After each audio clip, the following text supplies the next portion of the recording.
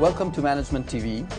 We're today with Philip Kotler. Hello, Philip. How are you? Eduardo, I'm fine. Nice to see you again.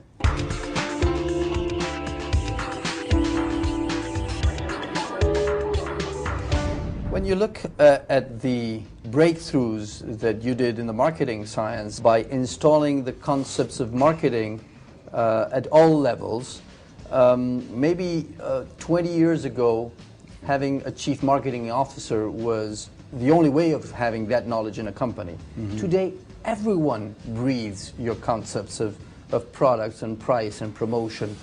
Is it as necessary? Do they add that amount of value added? The CMO was created as a role in General Electric and IBM, and now there's about 1,200 to 1,600 CMOs in the United States at corporate, lasting, unfortunately, on the average of 2 years.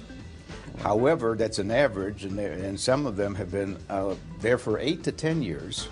A CMO does 5 things for a company, and one of them is to strengthen the corporate brand and the brands already within the company. Secondly, brings in accountability measures, because the CEO now wants to know what he's getting back for his expenditures. The new CMO also is supposed to identify new opportunities. He also, and she also has to measure the changing consumer landscape so that they're not missing some new values that are in play. Lots of, it's quite a menu for the CMO.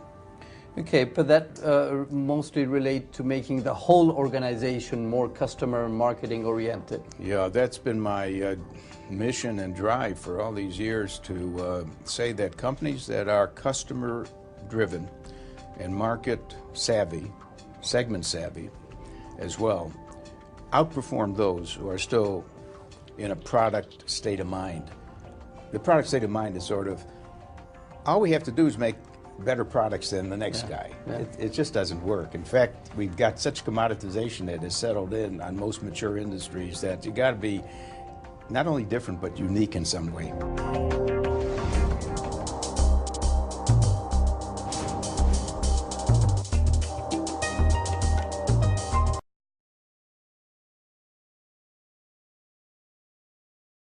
What about the relationship between the marketing departments and sales and operations? Yes. It has traditionally been a source of conflict. You're right. Which are the ways you would recommend to use, to consider, to smooth things out? Well, I just wrote HBR, Harvard Business Review article called Ending the War Between Sales and Marketing, because that's the last place there should be any war. There should be alignment and some integration. The problem of the strained relationships has to do with marketing feeling that its job is to build the brand so that the salesman walks in as a known quantity. I'm from IBM, so they open the door for him. If he says, I'm from XYZ, who are you? So the marketing department unfortunately stopped its work at the stage of preparing the brand without watching sales and helping sales in stages like getting leads, qualifying leads, defining the different needs of the market, and so on.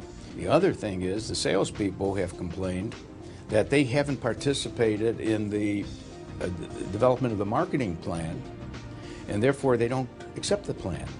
And not as a matter of spite, just like, hey, I don't think we can sell it at that price, or it's missing some features, or the ads aren't very good. So what we're doing now is recommending that we could solve this finger-pointing problem, you know, like when sales are down, sales blames marketing, marketing blames sales, by having them better connected and aligned.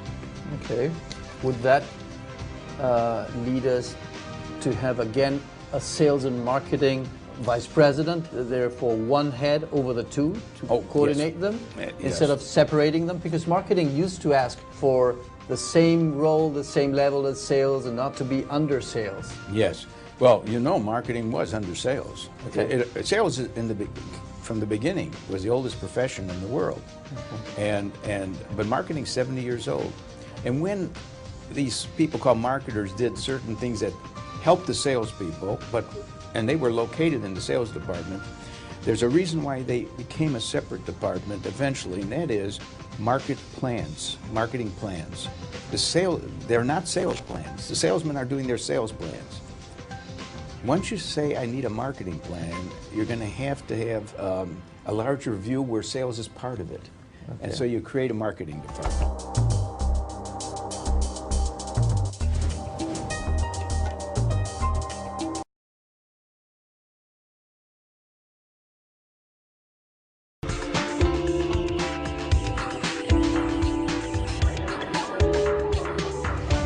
What about the mix between marketing and strategy?